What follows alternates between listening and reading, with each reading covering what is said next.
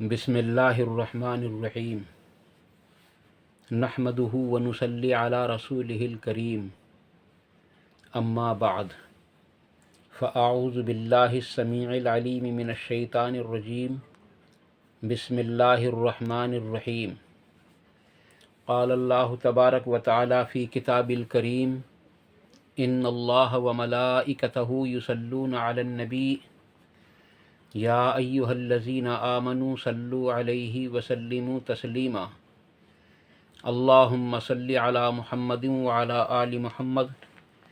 کما صلیت علی ابراہیم وعلی آل ابراہیم انک حمید مجید اللہم بارک علی محمد وعلی آل محمد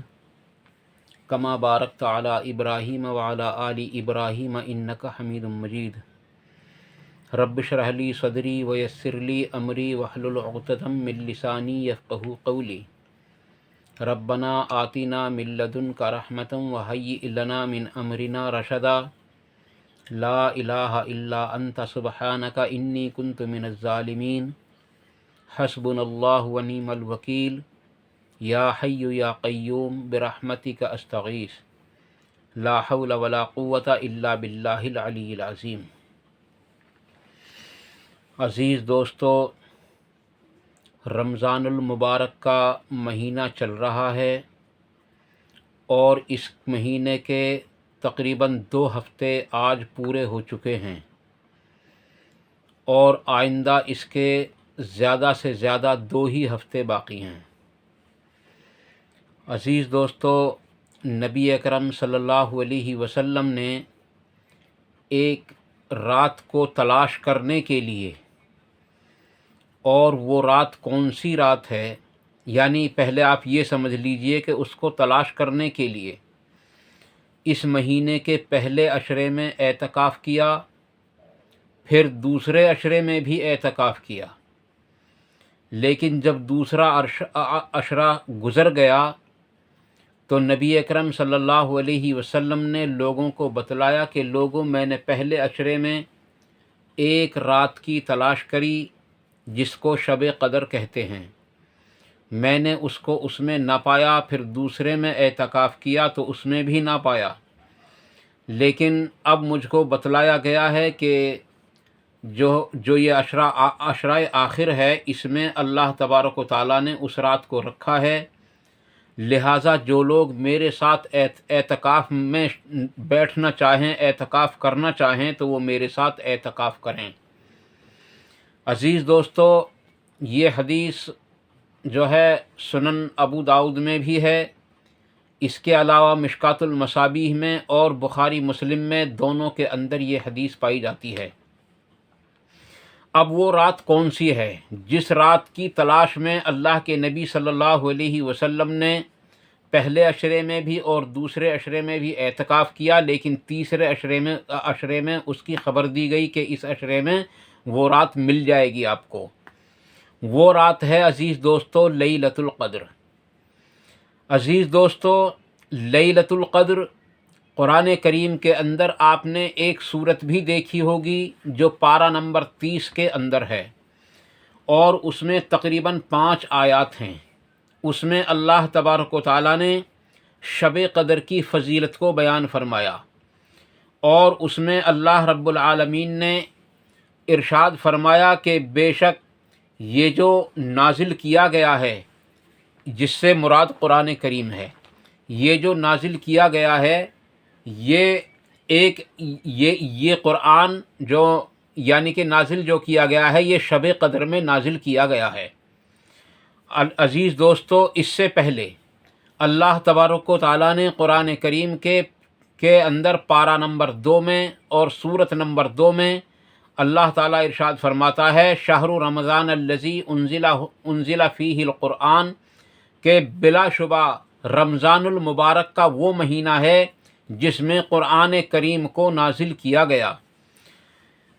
ھدی للناس، یعنی تمام انسانوں کی ہدایت اس کے اندر موجود ہے، وبینات من الہدی والفرقان، بلا شبہ اس میں نور ہے، ہدایت ہے، اور یہ فرق کر دینے والی کتاب ہے جو کفر اور اسلام کے اندر، اچھے اور برے کے اندر، حق اور باطل کے اندر، تمام چیزوں کے اندر فرق کر دینے والی کتاب ہے۔ عزیز دوستو، اسی طریقے سے قرآن کریم کے اندر ایک جگہ اور بھی تقریباً 4 یا 5 آیات ہیں جن میں اللہ تبارک و تعالیٰ نے اس رات کو شب مبارک کے نام سے، یعنی لیلۃ المبارکہ کے نام سے جو ہے ہم لوگوں کو اس کا پتہ بتایا ہے۔ عزیز دوستو، لیکن کیونکہ اس کی تفصیلی ویڈیو انشاءاللہ تعالیٰ 3 یا 4 دن کے بعد آپ کے پاس پہنچ جائے گی، میں آپ کے سامنے اس میں صرف تمہیداً یہ بات عرض کر دینا چاہتا ہوں کہ اللہ تبارک و تعالیٰ نے اس رات کی بڑی فضیلت اور بڑی اہمیت رکھی ہے۔ اللہ تعالیٰ نے ایک سوالیہ انداز میں ارشاد فرمایا، وما ادراک ما لیلۃ القدر۔ یہ ایک سوال ہے کہ کیا تم جانتے ہو کہ وہ لیلۃ القدر کیا چیز ہے؟ اللہ نے قرآن کریم کے اندر بہت سارے سوالات کیے ہیں۔ کہیں قیامت کے بارے میں سوال کیا گیا، کہیں کسی اور چیز کے بارے میں، بہت سارے سوالات ہیں جہاں آپ دیکھیں گے وما ادراکا، وہ یقیناً اللہ تبارک و تعالیٰ کی طرف سے ایک سوالیہ انداز میں آیت نازل ہونے والی ہے کہ کیا تم اس بات کو جانتے ہو؟ تو اسی طریقے سے جیسا کہ وما ادراک مل حطامہ، کہ کیا تم جانتے ہو کہ حطامہ کیا ہے، تو پھر اللہ تعالیٰ نے اس کا جواب دیا نار اللہ الموقدۃ التی تطلع علی الافئدہ، کہ بلا شبہ وہ ایک ایسی آگ ہے جس کو اللہ تبارک و تعالیٰ نے بھڑکایا ہے۔ اسی طریقے سے وما ادراک ما القاریہ،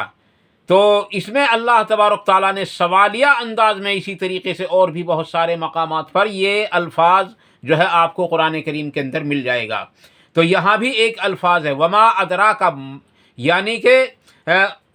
اللہ تبارک تعالیٰ نے سوالیہ انداز میں ارشاد فرمایا وما ادراک ما لیلۃ القدر، کیا تم جانتے ہو کہ یہ جو لیلۃ القدر ہے یہ کیا چیز ہے؟ پھر اللہ نے اس کا جواب خود ہی ارشاد فرما دیا لیلۃ القدر خیر من الف شہر، یعنی بے شک یہ رات ایسی رات ہے کہ اگر کوئی اس میں عبادت کر لے، اگر کوئی اس میں اللہ تبارک و تعالیٰ کے سامنے کھڑا ہو کر اس کے قرآن کی تلاوت کرے یا بیٹھ کر قرآن کریم کی تلاوت کرے، اس کے لیے نماز پڑھے، اس کے لیے رکوع کرے، اس کے لیے سجدے کرے اور اس کے لیے جو ہے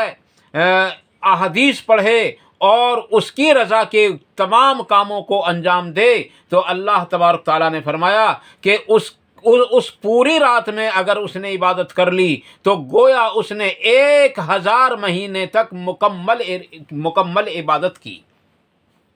عزیز دوستو، پہلا سوال اللہ تبارک و تعالیٰ نے کیا تھا کہ کیا تم جانتے ہو کہ یہ شب قدر کیا ہے؟ اب دوسرا سوال میں آپ سے کر رہا ہوں۔ عزیز دوستو، کیا آپ جانتے ہو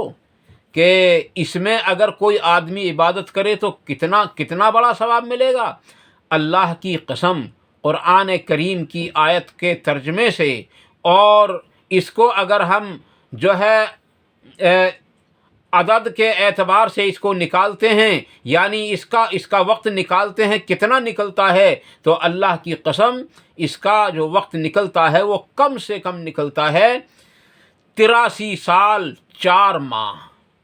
83 سال 4 ماہ، اس کا ایک رات کی عبادت کا ثواب اللہ تبارک تعالیٰ نے اس رات کی عبادت میں ثواب اللہ نے رکھا ہے کہ اگر کوئی شخص اس میں اللہ تبارک تعالیٰ کے سامنے جاگ کر اس کی عبادت کر لے، اس کو راضی کرنے کی کوشش کر لے، تو یقیناً اللہ تبارک و تعالیٰ اس کو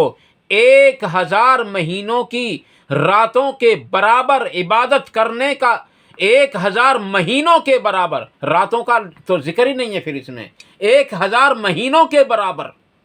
یعنی رات اور دن جوڑ کر 1000 مہینوں کے برابر اللہ تبارک و تعالیٰ اس پر اجر عطا فرماتا ہے۔ اس سے یہ پتہ چلا جو شخص اس رات میں 1 گھنٹہ جاگے، 1 گھنٹہ، اس کو 1000 گھنٹے جاگنے کے 2000 گھنٹے جاگنے کا ثواب ملے گا۔ کیونکہ عزیز دوستو، یہ جو اس کی فضیلت بیان کی جا رہی ہے وہ صرف 12 گھنٹے کی بیان کی جا رہی ہے، اور اس کی فضیلت کو جو آگے مکمل کیا ہے اللہ تبارک و تعالیٰ نے 1000 مہینوں پر، وہ رات اور دن دونوں کو مکمل کر کے بتلایا ہے، رات اور دن دونوں کو مکمل کر کے بتلایا ہے۔ اس لیے فرمایا خیر من الف شہر، یہ بہتر ہے 1000 مہینوں سے بھی، ہاں یہ 1000 مہینوں سے بھی بہتر ہے۔ اور اللہ نے قرآن کریم کے اندر اس کو 1000 مہینوں سے بہتر قرار دیا ہے، لیکن کوئی نہیں بتا سکتا، کوئی اندازہ نہیں لگا سکتا کہ 1000 مہینوں سے یہ کتنی بہتر ہے، کتنی بہتر ہے۔ تو کم سے کم عزیز دوستو 1 گھنٹہ اگر کوئی جاگے اس رات میں، تو گویا اس نے اللہ تبارک و تعالیٰ کی 2000 گھنٹے تک عبادت کی۔ جو شخص 1 منٹ اس میں جاگے تو اللہ تبارک و تعالیٰ کی گویا اس نے 2000 منٹ تک عبادت کی۔ اسی طریقے سے آپ سمجھ لیجئے ہر سیکنڈ اور ہر منٹ اور ہر گھنٹے کو اور پوری رات کو۔ عزیز دوستو اس میں جاگنا بڑی سعادت کی بات ہے، اور جب میں اس کی مفصل ویڈیو آپ کے سامنے لانے کی، جیسا کہ میرا ارادہ ہے، اللہ کرے کہ میں اس کو لاؤں آپ کے سامنے، تو آپ کو اس بات کا بھی پتہ چل جائے گا کہ یہ جو لوگوں نے ہم کو شب برات کے نام پر دھوکہ دیا ہوا ہے، اس کی حقیقت کیا ہے۔ عزیز دوستو وہ شب برات نہیں ہے، وہ شب قدر ہے، وہ رمضان المبارک کے مہینے میں آتی ہے، نہ کہ جو ہے شعبان کے مہینے میں آتی، وہ شعبان کے مہینے میں آتی ہی نہیں، وہ رمضان المبارک کے مہینے میں آتی ہے۔ اور جو لوگ اس حدیث کا سہارا لے کر شعبان کے مہینے میں اس کو قرار دیتے ہیں، وہ یقیناً ایک ضعیف روایت کی طرف لوگوں کو کھینچ رہے ہیں، جس کا ثبوت مکمل طریقے سے ملتا ہی نہیں۔ نبی اکرم صلی اللہ علیہ وسلم تو رات کے وقت کسی بھی رات میں آپ اللہ کی عبادت کرتے تھے، اور کسی بھی رات میں قبرستان چلے جایا کرتے تھے، اس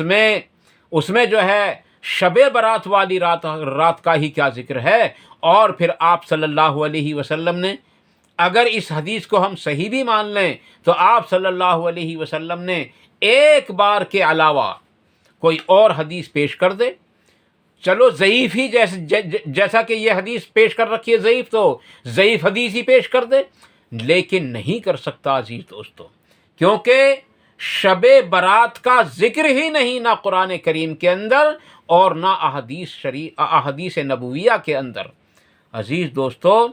نبی اکرم صلی اللہ علیہ وسلم کی اس ضعیف حدیث سے یہ پتہ چلتا، جو حضرت عائشہ صدیقہ رضی اللہ تعالیٰ عنہ سے منقول ہے، کہ آپ کو میں نے ایک رات اپنے بستر پر نہیں پایا تو میں آپ کے پیچھے پیچھے چلی گئی، اور جنت البقیع میں جا کر کے دیکھا تو آپ صلی اللہ علیہ وسلم وہاں موجود تھے، اور میں وہاں سے دوڑی ہوئی آئی تاکہ نبی صلی اللہ علیہ وسلم کو پتہ نہ چلے، لیکن میرا سانس پھول رہا تھا۔ پھر جب میرے پاس آئے تو عائشہ رضی اللہ عنہ سے پوچھا کہ عائشہ تیرا سانس کیسے پھول رہا ہے؟ تو حضرت عائشہ نے عرض کی یا رسول اللہ صلی اللہ علیہ وسلم، اگر میں جھوٹ بھی بتا دوں گی تو آپ کو وحی کے ذریعے آپ کو اس بات کا پتہ چل جائے گا، اس لیے میں آپ کے سامنے صحیح بات بتلائی دیتی ہوں۔ میں نے یہ سوچا کہ شاید آپ میری سوتنوں میں سے کسی کے پاس تشریف لے جا رہے ہیں،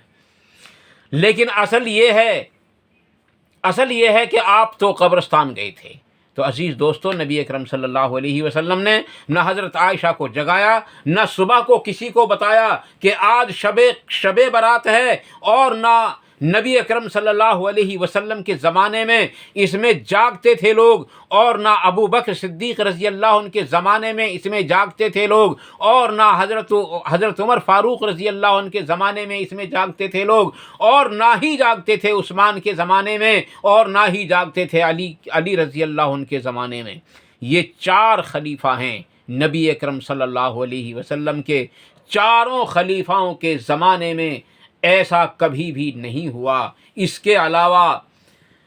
کافی عرصے تک یوں ہی چلتا رہا، پھر پتہ نہیں کہاں سے اس شب برات کا لوگوں نے نکال کر لائے، اور اللہ کی قسم جب یہ شب برات کی حدیثیں اور قرآن کی آیات پیش کرتے ہیں نا، تو جھوٹ موٹ کے لیے ساری حدیثیں اور ساری قرآن کریم کی آیات جتنی بھی ہیں وہ سب شب برات یعنی شب قدر والی پیش کرتے ہیں۔ یہ جھوٹ ہے دھوکہ ہے، فریب ہے، یہ اسلام نہیں ہے، بلکہ یہ اسلام سے ہٹ کر ہے۔ اس میں اسلام کی حدود کو توڑا جاتا ہے اور عبادت بھی اللہ کے نبی صلی اللہ علیہ وسلم کے طریقے پر نہیں کی جاتی۔ عزیز دوستو، اجتماعی عبادت تو ہرگز کہیں بھی کسی بھی حدیث سے کہیں بھی ثابت نہیں ہوتی۔ اجتماعی عبادت تو صرف اللہ تبارک تعالیٰ نے فرض نمازوں کو بتلایا ہے، جمعے کی نماز کو بتلایا ہے، عیدین کی نماز کو بتلایا ہے اور جنازے کی نماز کو بتلایا ہے۔ اس کے علاوہ عزیز دوستو چند ایک بات اگر میرے علم میں اس وقت موجود نہیں ہے، چند ایک بات کے سوا اور کسی میں اجتماعی عبادت کا کوئی ثبوت قرآن اور حدیث کے اندر نہیں ملتا۔ اور یہ بھی واضح رہے کہ یہ جو ہمارے پیر صاحبان، ہمارے بزرگ صاحبان کے یہاں جو مجلسیں ہوتی ہیں، یہ جو اللہ اکبر کی گردن توڑ موڑ کر جو اس کا ذکر کیا جاتا ہے اور پیچھے ان کے مریدین بھی بیٹھ کر کے اور اسی طریقے سے گردن توڑ موڑ کر کے اللہ کا ذکر کرتے ہیں، سبحان اللہ پڑھتے ہیں، الحمدللہ پڑھتے ہیں، اللہ اکبر پڑھتے ہیں، لا الہ الا اللہ پڑھتے ہیں، آپ سنن دارمی اٹھا کر دیکھو اور حضرت عبداللہ ابن مسعود رضی اللہ عنہ کا قول اٹھا کر دیکھو، آپ کی کتنی بڑی ڈانٹ ہے ایسے لوگوں کے لیے جو اس طریقے سے اجتماعی طور پر اللہ تبارک تعالیٰ کا ذکر کرنے والے ہیں۔ بہرحال اس کا موضوع نہیں ہے، آج موضوع تھا ایک تمہیداً آپ کے سامنے شب قدر کی فضیلت کو تھوڑا سا اجاگر کرنے کے لیے اب میں آپ کے سامنے ایک مختصر سی حدیث پیش کر کے اپنی ویڈیو کو مکمل کیے دیتا ہوں۔ نبی اکرم صلی اللہ علیہ وسلم نے ارشاد فرمایا، جو شخص ایمان